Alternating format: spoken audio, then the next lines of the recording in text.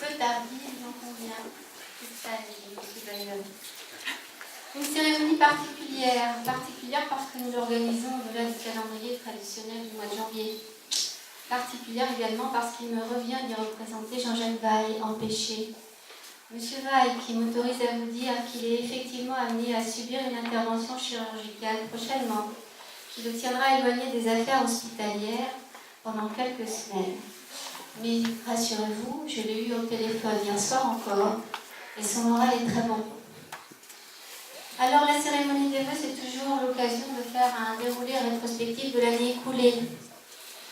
Donc le déroulement de l'année 2017 peut se résumer par quelques indicateurs synthétiques. L'activité hospitalière reste stable, tant en nombre d'admissions prononcées que de journées d'hospitalisation réalisées. Le nombre de passages aux urgences évolue sensiblement, ainsi que le nombre de sorties SMUR. Nous avons dépassé cette année les 500 sorties SMUR. La stabilité est également ce qui marque l'évolution des effectifs. Au 31 décembre 2017, l'établissement employait 670 salariés. Le déroulement de l'exercice budgétaire s'est avéré complexe, et pour ne pas aborder les sujets qui pourraient vous rendre triste, je ne rentrerai pas dans les détails. Au-delà des éléments chiffrés, l'année 2017 a été marquée bien sûr par la mise en œuvre opérationnelle du GHT Normandie-Centre, auquel a adhéré le centre hospitalier de la Côte-Fleurie et dont le CHU de Caen est établissement support. Nous avons réalisé le projet médical partagé, tel que prévu par la loi, avec la participation des équipes médicales du centre hospitalier de la Côte-Fleurie. Projet médical partagé qui a reçu l'approbation récente de l'Agence régionale de santé. Ce projet médical partagé conforte et développe les filières de soins existantes avec le CHU, notamment pour ce qui concerne la cardiologie et la nutrition. En 2017, nous avons aussi développé les liens avec nos partenaires libéraux. Le dossier de l'informatisation du circuit du médicament, pour lequel le docteur Cusin et le docteur Loyer sont tellement impliqués, nous a permis également effectivement de développer des liens avec les médecins libéraux, dont Fleur, bien sûr, de la rivière Saint-Sauveur, de Trouville-sur-Mer, et plus largement les médecins libéraux du secteur. Nous avons aussi développé des relations plus interactives avec les partenaires libéraux et le service des urgences. Nous avons développé les partenariats avec la Polyclinique de Deauville, notamment par la mise en œuvre d'un self commun du personnel. Ce self commun est un projet qui était conforme au projet originel des deux structures. Nous avons constaté avec satisfaction le renforcement et la stabilisation de l'équipe médicale du service des urgences. Et je remercie bien sûr le docteur Benamouda pour le travail qu'il a accompli. Nous avons signé les contrats de pôle et mis en œuvre une gestion pôlaire au sein de l'établissement, gestion qui garantit un fonctionnement interne, démocratique et responsabilisant pour les acteurs. Nous avons engagé les négociations qui président à la signature du contrat pluriannuel d'objectifs et de moyens pour le secteur médico-social, CEPOM, qui sera signé en avril prochain. Ces négociations ont d'ores et déjà permis à l'établissement d'obtenir le financement forfaitaire du PASA et de l'UHR, qui seront installés sur ce site même d'Écomoville. Ce qui m'amène bien sûr à vous parler du chantier de l'EHPAD d'Écomoville, dont nous allons symboliquement aujourd'hui poser la première pierre. De l'avis de tous, cette opération s'est parfaitement déroulée dans le strict respect du calendrier fixé.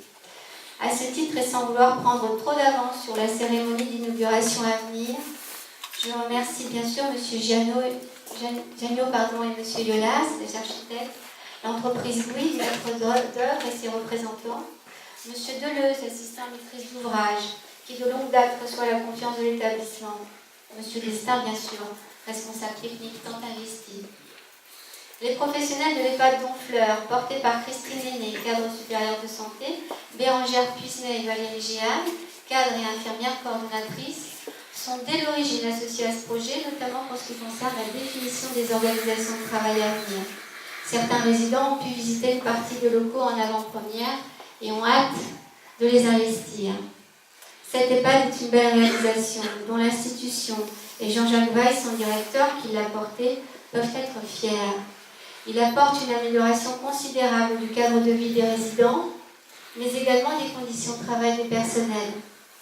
Il est le reflet ambitieux du programme de restructuration que l'établissement porte pour son site de Trouville et que nous souhaitons engager dès 2019 au terme des études et négociations diverses qui sont entamées.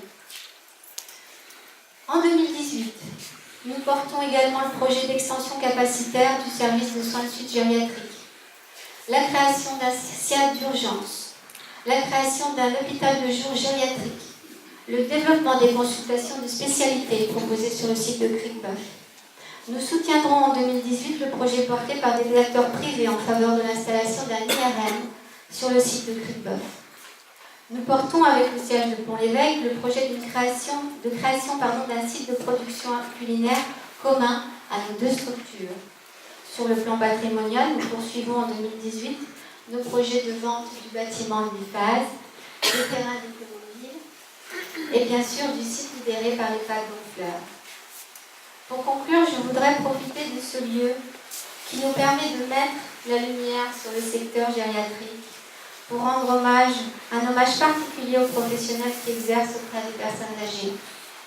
Ces professionnels anonymes qui, pour un salaire moyen de 1 775 €, œuvrent chaque jour au bien-être des personnes âgées, vulnérables, font leur toilette, leur apportent l'aide au repas, leur dispensent des soins, veillent à ce qu'elles ne soient pas dans l'isolement.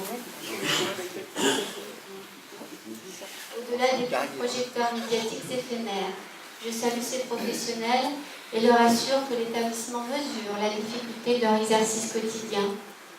Plus largement, je salue l'ensemble de la communauté hospitalière, médicale, soignante, administrative et technique. Je leur adresse en mon nom propre et celui de Jean-Jacques Vaille nos meilleurs vœux pour 2018. Qu'elle soit pour vous, vos familles, vos proches, source de bonheur, de joie et de succès. J'adresse des vœux particuliers aux membres du comité de direction, des vœux de cohésion et d'optimisme, des vœux de confiance, des vœux de lucidité. Dans le contexte particulier que nous traversons, vous savez bien sûr que j'ai grand besoin de vous. Je formule des vœux pour le centre hospitalier de la Côte-Fleurie, celui de la concrétisation de ses projets, celui de l'ambition et de l'excellence partagée. Je sais pouvoir compter sur les élus dont l'engagement et le soutien à l'égard de l'établissement n'a jamais failli. Et je formule bien sûr des vœux de bon rétablissement à notre directeur. Merci.